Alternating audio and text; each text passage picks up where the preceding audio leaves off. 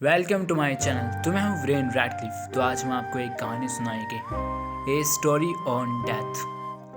British देहात की पहाड़ियों के बीच बसे एक अनोखे गांव में एवलिन नाम की एक बुजुर्ग महिला रहती थी।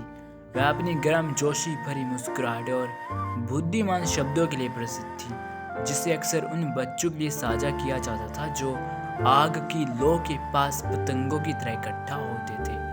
एक शाम जब सूरज ने आसमान को नारंगी और गुलाबी रंगों से रंग दिया, एवलीन ने युवाओं को किसी अन्य कहानी से अलग एक कहानी के लिए इकट्ठा किया। ध्यान से सुनो मेरे प्यारे, वह शुरू हुई।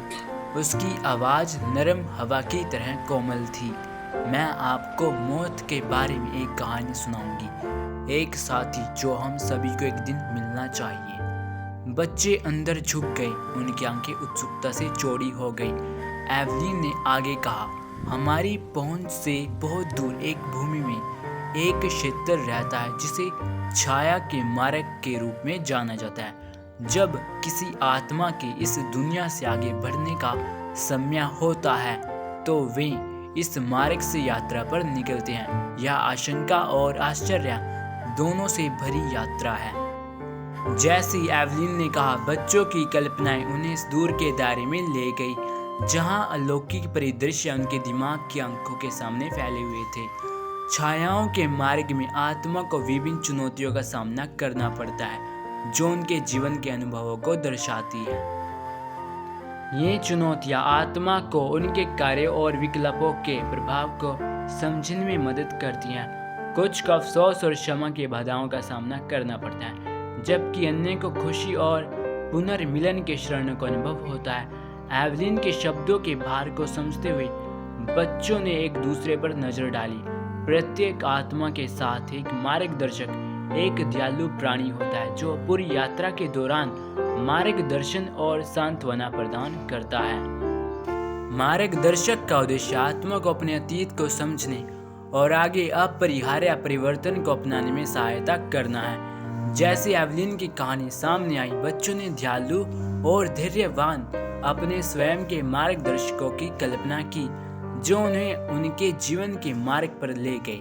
एवलिन ने खुलासा किया, आखिरकार चुनौतियों को पार करने के बाद आत्मा ब्रिज ऑफ रिफ्लेक्शन पर पहुंचती है।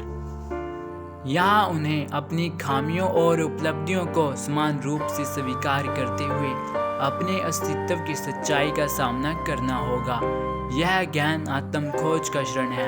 जब बच्चे आत्मा की यात्रा के इस महत्वपूर्ण क्षण पर विचार कर रहे थे तो हवा में एक सन्नाटा छा गया।